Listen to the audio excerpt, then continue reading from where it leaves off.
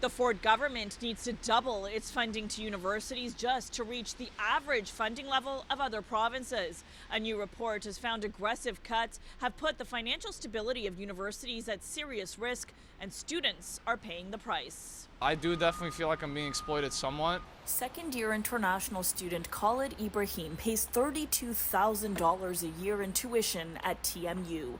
That's almost 5 times what the average domestic student pays for the same courses and facilities. They always tell me about the fees that they're paying, and I'm just absolutely shocked. A new report from the Canadian Centre for Policy Alternatives has found provincial funding cuts to universities have resulted in dramatic over-reliance on international students to fund university operations.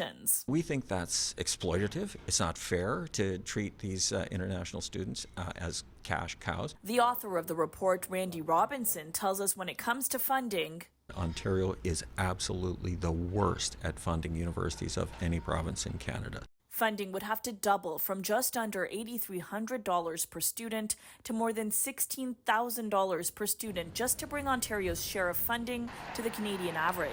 That would cost the province an additional $4.1 billion. We are dragging the whole country down. The province's post-secondary funding has gradually declined since 2001. Queen's Park now provides less than a quarter of total revenues to publicly funded universities, leaving schools to fund themselves through other means. Even domestic students are paying undergrad tuition fees that are 24% higher than the Canadian average, leading to above-average student debt in a province that already has some of the highest housing prices in the country. About half of all students in Ontario, domestic students, have to take out some kind of loans and get some kind of support in order to go to school, and that's really hitting them hard. Taking a toll on the experience of students and their mental health. It's a lot more pressure for sure. Earlier this month, experts appointed by the government proposed a 5% tuition hike and a 10% boost in provincial funding. The government's response? For universities and colleges to find efficiencies. For City News, I'm Tina Yazdani.